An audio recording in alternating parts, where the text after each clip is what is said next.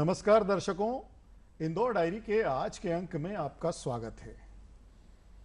आज हम आपकी मुलाकात कराने जा रहे हैं देश के दो ऐसे लोकप्रिय व्यक्तियों से जिनका संबंध कला के क्षेत्र से है। एक फिल्म से जुड़े हैं और दूसरे जो हमारे मेहमान हैं वो लोक कला से। तो आइए हम इनका स्वागत करते हैं। हमारे बीच है बिंदु दारा सिंह और लोक कलाकार सीमा अलावा जी। स्टूडियो में आपका स्वागत है जी। धन्यवाद। तो बात करें बिंदु दारा सिंह से। जैसा कि आपके नाम के साथ दारा सिंह लग जाता है और आपको देखकर भी हमें उन्हीं की याद आती है। जो आपकी पर्सनालिटी है माशाल्लाह दारा सिंह साहब की तरह है। और कहावतों में कहते भी हैं कि क्या दारा सिंह बन रहा है, मतलब एक आइकॉन की तरह हो जाता है कि एक मजबूत कद काठी का व्यक्तित्व। तो ये जो आपकी कद काठी वाला जो मामला रहा है, चूंकि आप दारा सिंह साहब के परिवार से हैं, तो क्या बचपन से ही आपको उन्होंने अखाड़े में लगा दिया था? नहीं नहीं, बचपन में बहुत पतला सा बच्चा था जी। और मेन था कि छोटी उम्र में मैंने डैडी का बचपन का रोल कर दिया था एक फिल्म में, नानक दुखिया सब संसार। उसके 2-3 और फिल्मों में मैंने बचपन में डैडी का रोल किया और मेकअप लग गया। एक बार आपकी शक्ल पे मेकअप लग जाता है ना, तो आपको और कुछ समझ नहीं आता, लगता है यही काम करना है। जी जी। तो बहुत पहलवान आए बड़े बड़े, जिन्होंने कोशिश की कि मुझे ले जाएं, दिल्ली ले जाएं, चंदगी राम जी। अच्छा। और बड़े बड़े पहलवान थे, हनुमान जी। उन्होंने कहा दारा दे दे, इसे पहलवान बनाऊंगा। लेकिन डैडी ने हमारे कभी भी कोई भी बच्चे को जबरदस्ती नहीं की। जो बच्चे करना चाहते हैं, पांचों के पांचों ने वो किया। तो मुझे एक्टिंग करनी थी, मैंने एक्टिंग की, बाकी चारों को नहीं करनी थी, उन्होंने नहीं की। मतलब दारा जी चाहते थे कि आप कला के क्षेत्र में रहें? नहीं, दारा जी चाहते जो बच्चे करना चाहें वो करें, खुद पढ़े, सबके सब डिग्री जरूर हासिल करें, BA BCom कुछ भी खत्म जरूर करें, क्योंकि वो पढ़ नहीं पाए थे और उनके दिल में था कि बच्चे को पढ़ना चाहिए। तो उनका एक ही सपना था कि भाई सारे के सारे पढ़ लेना और बाकी फिर जो आपको करना है करो, मैं कभी नहीं बोलूंगा। अच्छा, आपको समझना पड़ेगा कि बच्चे को जबरदस्ती नहीं करानी चाहिए। तो नेपोटिज्म है, वो जबरदस्ती कि भाई मैं डॉक्टर हूँ, मेरे तो क्लिनिक है, तुझे भी डॉक्टर बनना है, बहुत प्रेशर है बच्चे के ऊपर। अगर वो डॉक्टर नहीं बन सकता तो नहीं बन सकता। तो जबरदस्ती मत करो एंड जो उनको फॉलो करना है उन्हें करने दो। अच्छा, ये जब दारा जी उस दौरान जब आप बच्चे रहे होंगे तो कुश्तियां भी लड़ा करते थे। बिल्कुल। और बहुत लोकप्रिय थे, अखबारों में लगातार फोटो आया करती थी। हाँ। तो कभी उनको देखकर ऐसा लगा आपको कि मैं भी मिट्टी में उतरूं और पटक दूं 2-4 को? हमारी फैमिली में 2 लोगों ने मिट्टी में उतरने की कोशिश की जी। लेकिन वो जब वो वहां से हमें फोन आता था कि भाई वो पिक्चर देखने चले गया, तो डैडी बोलते बस अभी ये टॉप रेसलर नहीं बन सकता। अच्छा। तो हम बोले क्यों? वो 3 घंटे इसने निकाल दिए पिक्चर देखने के लिए। दूसरा पहलवान तब या तो सो रहा था या वर्जिश कर रहा था, तो वो इसको हरा देगा। तो वो डेडिकेशन पहलवान बनने के लिए चाहिए कि आप 1 सेकंड भी नहीं निकाल सकते वेस्ट करने के लिए। तो हम लोग तो जिस बच्चे के पैसे में पॉकेट में आ जाए ना थोड़े, वो पहलवान कभी नहीं बन सकता। अच्छा। तो ये गरीब किसान का बेटा जो डैड थे वो पहलवान बने। और हमारी फैमिली में हमने बहुत कोशिश किया कि उनके साथ ये जो 1-1 लाख 50-50 हजार आदमी स्टेडियम में फुल करके देखते थे, वो कभी भी लाइफ में और कोई बन नहीं पाया। और वो रेसलिंग ही लुप्त हो गई इंडिया से, अभी सिर्फ देसी रह गई है, वो फ्री स्टाइल रेसलिंग है ही नहीं। कोई दारा सिंह कभी बन ही नहीं पाया जी। दारा सिंह एक थे और एक ही हैं और एक ही रहेंगे। बिल्कुल, है ना? तो ऐसा भी हुआ होगा कि जैसे आप बचपन में उठते होंगे, जागते होंगे, तो लगा दिया कि चलो भाई एक्सरसाइज करना? नहीं, मैं बहुत पतला था तो बहुत दुख होता था। क्लास में सब मजाक उड़ाते थे, ये तू दारा सिंह का बेटा है क्या? और मुझे रोना बहुत आता था, बहुत रोता था मैं, छोटी छोटी चीज पे रोता था। तो मुझे गुस्सा आता था, मैं कहा डैड मैं तो यानी बहुत बैड हुआ जो मैं आपके पास पैदा हुआ। ये क्या है मेरा हाल, इतना पतला सा बच्चा। तो डैड ने कहा रुक जा, जब तू बड़ा हो जाएगा 16-17 साल का, जब तेरी हाइट पूरी हो जाएगी 6 फुट, 8th स्टैंडर्ड में तू मेरे पास आ जाना। तो 8th स्टैंडर्ड जब खत्म होगी तो मेरे पास आना।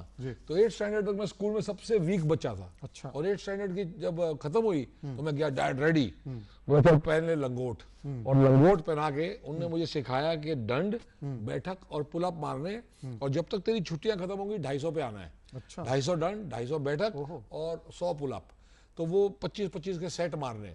तो स्लो मैं स्टार्ट हुआ और जब तक छुट्टियां खत्म हुई मैं इतना स्ट्रांग हुआ था कि स्कूल में लोगों ने देख के बुलाया इसको क्या हो गया, क्योंकि दिख रहा था वो चेंज। और जब तक मैंने 10th स्टैंडर्ड खत्म किया, I was the strongest boy in school. तो always remember, free hand exercise, आप जिम जाओ किधर भी जाओ, लेकिन स्टार्ट फ्री हैंड से करो। अच्छा, मतलब अपनी देखभाल अपने को करनी चाहिए और शरीर का ध्यान रखना चाहिए, तंदुरुस्त रहना चाहिए। बिल्कुल, हेल्थ और इज उसके ट्रू बाद वेल्थ। फिर स्कूल में वो बुलिंग और कमेंट्स सब बंद हो गए वो होंगे। लास्ट डे है, मैंने स्कूल में जो लोग ने मुझे बहुत तंग किया था, अभी भी मुझे एक दो के नाम याद है, लेकिन वो बोलना नहीं चाहिए। तो मैंने उन्हें बुलाया और मैं कहा भाई एक एक थप्पड़ तो तुम्हें मारना है। तो वो बोले नहीं भाई तू मत मारना हमें, हम मर जाएंगे, क्योंकि बहुत स्ट्रांग हो गया था, 10वीं क्लास के एंड तक बहुत स्ट्रांग हो गया था। तो मेरा लगा यार चल छोड़, माफ कर दो, माफ करना ही बेटर है, माफ कर दिया। 11th स्टैंडर्ड में जब हम कॉलेज में गए तो पूरे कॉलेज से सबसे स्ट्रांग थे। जो TY BCom वाले थे वो भी डरते थे, जब हम टेबल पे जाके बैठते थे वो टेबल खाली हो जाता कि यही बैठेंगे ये लोग। तो इतना हेल्थ का मिसयूज थोड़ा किया, 2-3 लड़ाइयाँ भी हुई हैं हमारी लाइफ में, लेकिन जब ताकत आ जाती है तो लड़ता नहीं आदमी, और लड़ना भी नहीं चाहिए। चलिए, ये बहुत अच्छी बात बताई कि आपने एक कमजोर शरीर से शुरू करके फिर जो अपना कोई भी रुख इंसान बन अख्तियार सकता किया है। बिल्कुल जी। और उसके बाद फिर अब फिल्मों की तरफ अग्रसर हो गए। बिल्कुल। उन सब लोग बोलते थे स्कूल में क्या बनोगे, तो मैं लिखता था डॉक्टर, पायलट, लेकिन दिल में होता ना ना ना मैं एक्टर बनूंगा। तो वही बना, एंड वो फॉलो किया ड्रीम, और वो अभी तक इतने साल हो गए, 30-40 साल हो गए, पता नहीं 100-200 पिक्चरें कर दी, 100 टीवी सीरियल कर दिए, दूरदर्शन में बहुत काम किया और बहुत शोज किए, बिग बॉस जीत गए, बहुत चीजें की लाइफ में। तो साथ में अब जुड़ गए आर्ट में जी, और वो बड़ा मजा आता है। सीमा जी से पूछ लो आर्ट के बारे में जी।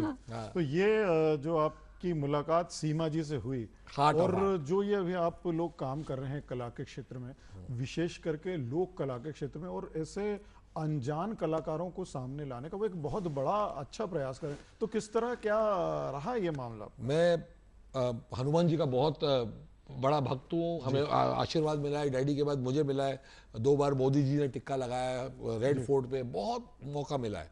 लेकिन हमारा एक हार्ट ऑफ आर्ट शो है जी। और उसके हनुमान जी जो हमें मिले हैं ना, वो सीमा जी हैं। अच्छा। फीमेल सुपरस्टार, ये पुलिस ऑफिसर है और बहुत ही मेहनती, बहुत ही शिद्दत से काम करने वाले पुलिस ऑफिसर है, लेकिन इनका दिल आर्ट में है और ये बहुत ही अच्छी तरह आर्ट बनाती हैं। तो जब इन्हें मौका मिला और हमसे मिले तो हमें बड़ी खुशी हुई इनके साथ मिलकर। हर वाले की कोई लाइफ होती है, वो बेचारा इतने मेहनत करता है, इतनी मेहनत करती है, लेकिन इनने अपने हार्ट को फॉलो किया और हार्ट ऑफ आर्ट में आ गए। शुक्र है ऊपर वाले का। आई थिंक पुलिस में जो लोग काम करते हैं, आर्मी में जो काम करते हैं, अगर उनमें कुछ और टैलेंट है, बिल्कुल उन्हें मौका जरूर मिलना चाहिए। बिल्कुल बिल्कुल। तो सीमा जी, पुलिस में रहते हुए जो आपने कला के प्रति समय निकाला है और अपनी कला को आप निखार रही हैं, वो तो ठीक है ही, उसके साथ अब जो अनजान कलाकारों को सामने लाने का प्रयास कर रही हैं, और आपके साथ अब हमारी सेलिब्रिटी विद्यु दारा सिंह भी आपको मिल गए, तो किस तरह क्या काम हो रहा है ये जर्नी मेरी स्टार्ट हुई थी 2012 में। थोड़ा थोड़ा बनाती थी, लेकिन जब मेरा झावाली राय डिस्ट्रिक्ट में पोस्टिंग हुआ तब फिर मैंने पिथौरा गोंडी सीखा था जी। पिथौरा गोंडी करते करते करते करते ये हार्ट ऑफ आर्ट में हमने पहली बार एग्जीबिशन अपना लगाया जी। क्योंकि मुझे ट्राइबल आर्ट को सपोर्ट करना था, मुझे ऐसे आर्टिस्ट निकालने भी थे। मतलब हमने कभी पुलिस का ये कहना पेंटिंग कंपटीशन कराया था, आप सरप्राइज मानोगे 52 आर्टिस्ट हमने पुलिस डिपार्टमेंट में निकाला। अच्छा। आप जैसा आप जानते हो ना कि टफ भी होता है ना, थोड़ा सा भी होता है। तो ये जो है, ये जिसके अंदर थोड़ा आर्ट है ना, ये है ना हमको बहुत अच्छी एनर्जी देता है, पॉजिटिव एनर्जी, सुकून देता है। तो एक मेरी कोशिश है कि थोड़ा जिनको थोड़ा बहुत भी आर्ट आता है उनको खींच के बाहर ले आऊं।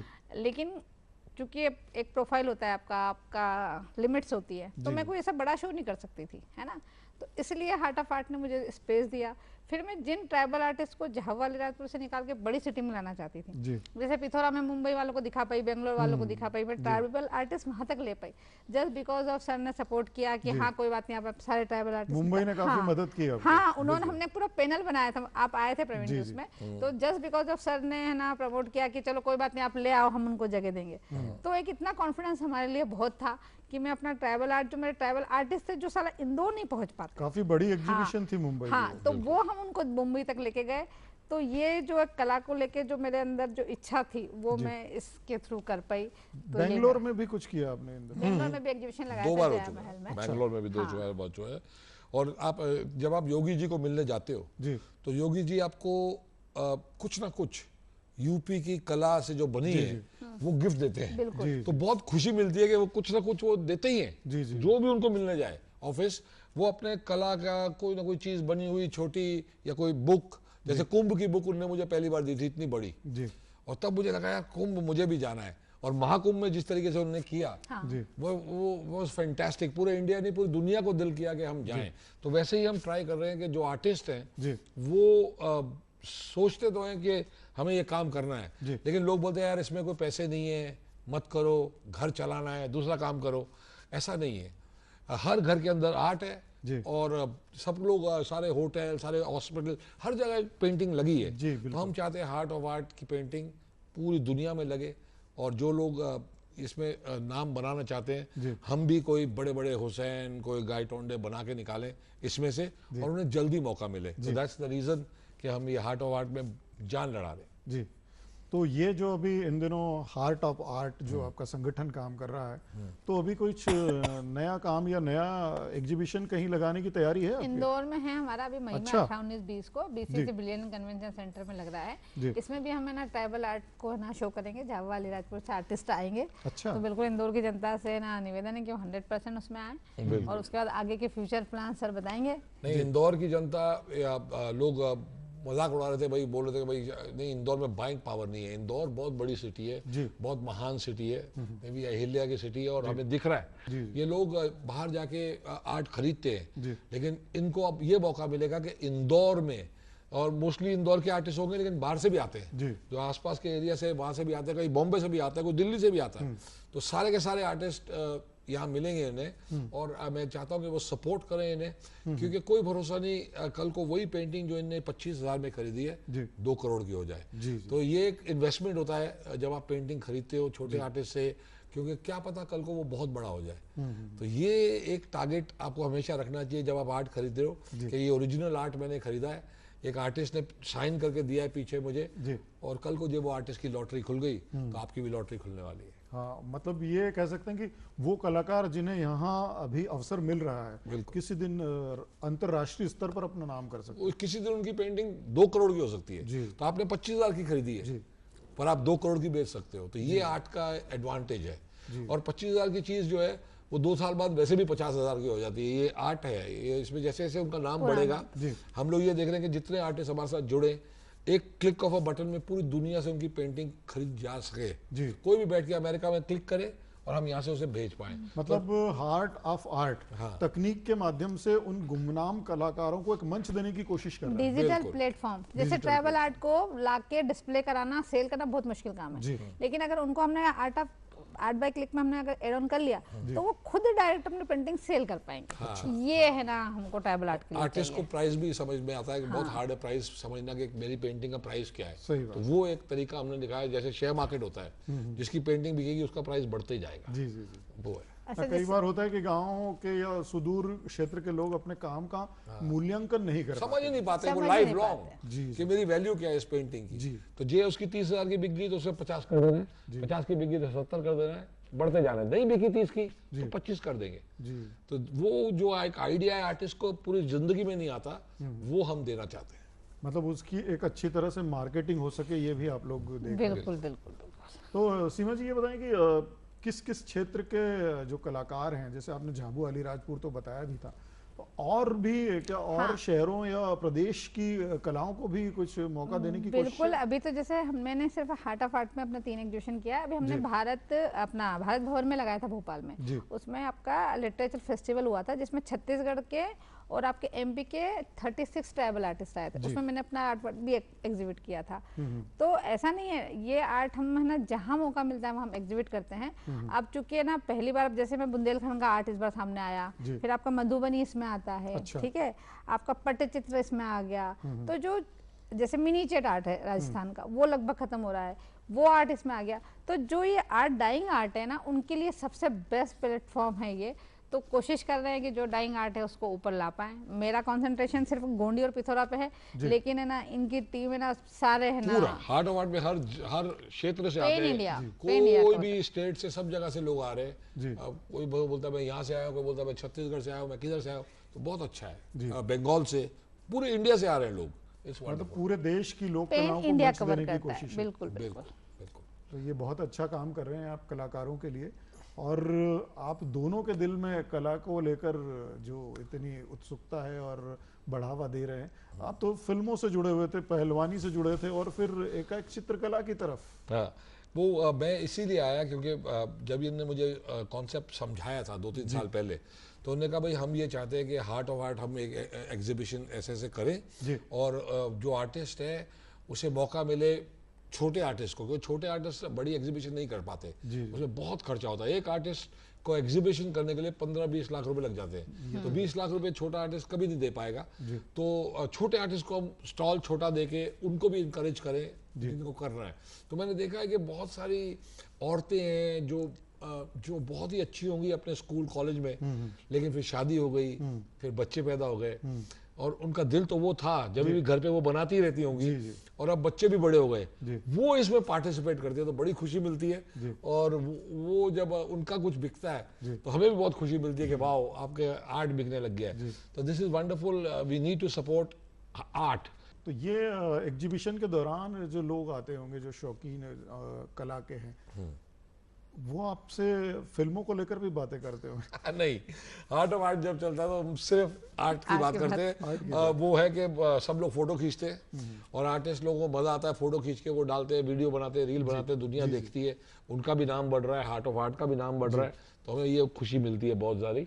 लेकिन अभी हमारा बॉम्बे में बहुत बड़ा एग्जीबिशन कर रहे हैं, हार्ट ऑफ आर्ट का भी एक बहुत महंगा एग्जीबिशन होने वाला है अप्रैल में। प्रीमियम, हाँ अप्रैल में है। हाँ, वो प्रीमियम वाला है, तो वो हाई एंड है। तो हम हर टाइप की चीज को करने की कोशिश कर रहे हैं। जो कोई बहुत गरीब आर्टिस्ट होता है तो हम कोशिश करते हैं कि यार इसको बेशुल्क जो करने वाले थे शायद। नहीं, हमने किया दिल्ली में भी। WTC में है, उसमें एक्चुअली ना सिर्फ इंडिया के 100 टॉप मोस्ट आर्टिस्ट को लिया है। तो सिर्फ अच्छा आर्ट वर्क ले जाने का उसमें सब लोग नहीं जा सकते, वो बहुत हाई एंड है। तो ऐसी भी चीज हम करते हैं और स्मॉल भी करते हैं। तो ये बहुत अच्छा काम आप कर रहे हैं कि कला को निखारने की पूरी कोशिश कर रहे हैं। बिल्कुल बिल्कुल बिल्कुल बिल्कुल। लेकिन मुझे आपको देख के बार बार फिल्मों की और सीरियल की ध्यान आ रही है। सन ऑफ सरदार 2 आएगी जून में, आप लोग देखना जी।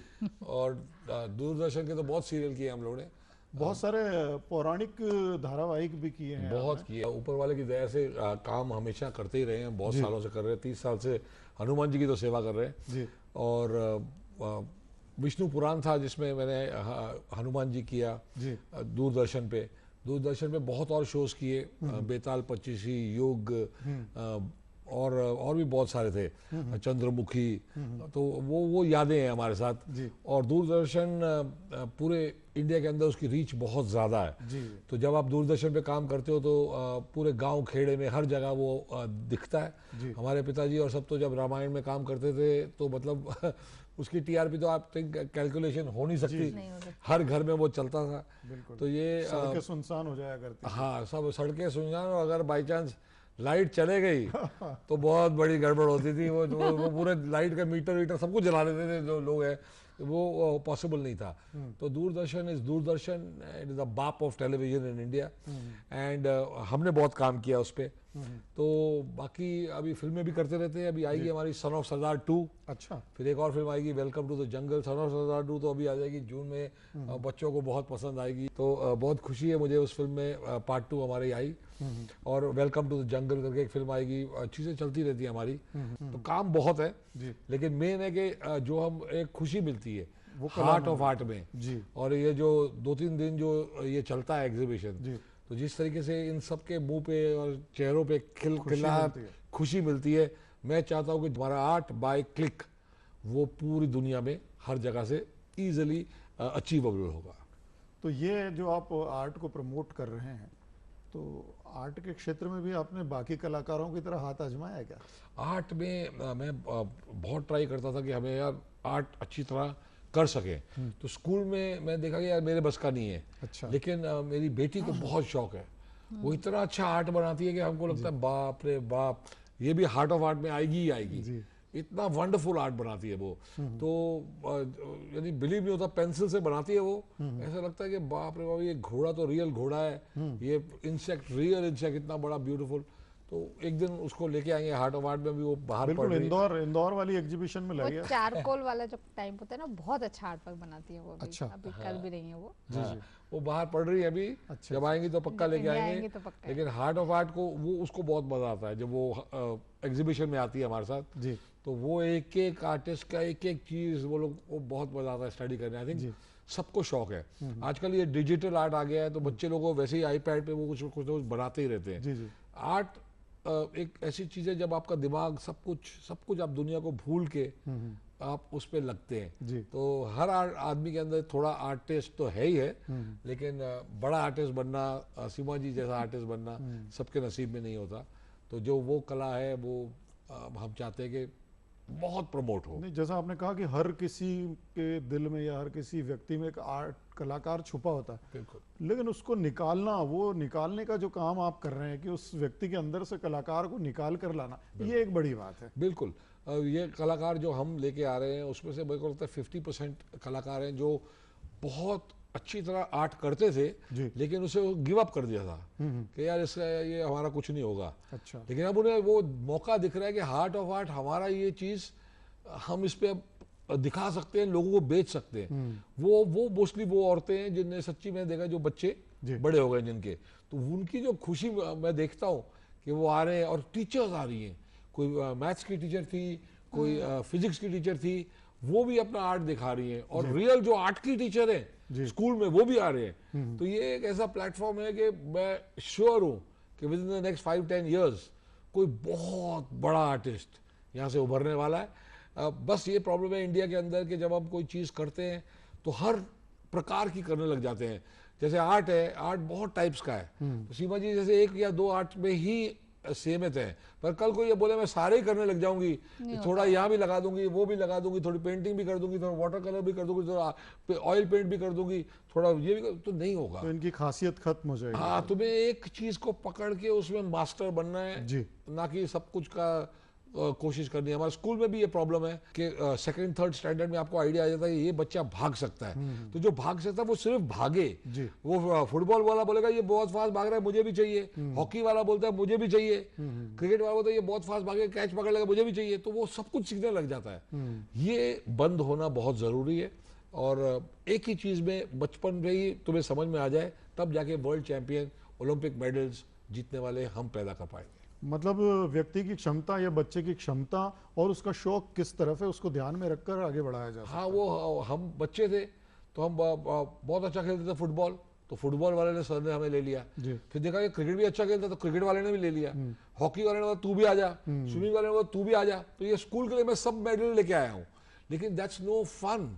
You'll never become the greatest. तो ग्रेटेस्ट वो होना चाहिए 2nd-3rd स्टैंडर्ड में बच्चे को बोले भाई आपने यही करना है, इसमें आपका टैलेंट है। टीचर जो है फिजिक्स, जो फिजिकल एक्टिविटी का पीटी टीचर, वो उसका ड्यूटी है कि 2nd-3rd स्टैंडर्ड 4th स्टैंडर्ड में बच्चे का समझ जाए कि ये हाई जंप मारने में चैंपियन होने वाला है, फिर और कोई चीज उसको अलाउड नहीं हो, सिर्फ हाई जंप में कॉन्सेंट्रेट करे। बिल्कुल, अपने लक्ष्य पे ध्यान रखे वो सीधे। बिल्कुल बिल्कुल। और लक्ष्य पे तो ध्यान होना ही चाहिए। ये बताएं कि अब ये जब आपने इतने सारे चरित्र निभाए हैं, धार्मिक चरित्र निभाए, तो उस कैरेक्टर को करने के दौरान फिर क्या वैसी ही फीलिंग आने लगती है? हनुमान जी एक ही कैरेक्टर है जो मेरे पिताजी ने, जब मैं करने जा रहा था तो मुझे बुलाया, बोला बिंदु तूने बहुत काम किया, मैंने कभी कुछ नहीं बोला, पर ये जो काम तू करने जा रहा है तुझे मेरे साथ बैठना है। शाम को हम बैठे, उन्होंने मुझे समझाया कि ये काम साधारण काम नहीं है जी। ये काम बहुत पायस, बहुत ही अलग श्रद्धा के साथ तुझे करना है, वरना ऐसी लात पड़ेगी हनुमान जी की तू जिंदगी भर खड़ा भी नहीं हो पाएगा। तो मैं शौक था कि डैड ये क्या बोल रहे हैं। उन्होंने समझाया रूल्स ऑफ हनुमान जी। हनुमान जी के काम को जब मैं करने जाता हूँ तो सुबह जब मैं उठता हूँ तो पूजा पाठ करके जैसे नहा धो के निकला तो उसका थॉट भी गलत नहीं आ सकता। अच्छा। Thought in the mind. जब आपने हनुमान जी का वेश पहन लिया तो एक वर्ड भी गलत आपके मुंह से नहीं निकलना, एक थॉट भी गलत नहीं निकलना। सब माँ बहन है आपकी और सबको एकदम, आपने कुछ वैसे तो बात ही नहीं करनी किसी के साथ, सिर्फ जय श्री राम जय बजरंगबली बोलते हुए काम करना है जी। और जब तक वो खत्म नहीं होता काम तब तक आप वेजिटेरियन हो, ड्रिंक्स को नहीं हाथ लगा सकते, कोई थॉट रॉन्ग नहीं कर सकते, सब कुछ रूल है उस दिन के। तो आज मुझे लगता है कि मैंने हनुमान जी की सेवा कम से कम नहीं तो लाइफ में अपने 30 सालों के अंदर 2-3 साल कंटिन्यूस, यानी 1000 डेज के आसपास कर चुका हूं। आई डोंट थिंक पूरे इंडिया में किसी ने इतनी बार हनुमान जी की सेवा में टीवी और रामलीला और इसमें उतरे हैं। तो वो सारे के सारे दिन मैंने ऐसे बिताए हैं।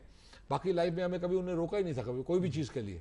जो खाना है जो पीना है करो, पर एक ही बार उन्होंने मुझे रोका लाइफ में और समझाया, और वो मैं आज तक फॉलो करता हूँ। इसीलिए हनुमान जी का आशीर्वाद अभी तक बना है और वही प्यार अभी तक मिल रहा है। 60 साल की उम्र में भी जाके हम रामलीला में हनुमान जी करते हैं, और आशीर्वाद है हनुमान जी का, कृपा है उनकी, सौभाग्यशाली हैं आप। बिल्कुल। और आप जिस तरह चरित्र में उतर जाते हैं, पूरे चरित्र को साकार करते हैं, इसी तरह आप कला की भी सेवा करते रहें।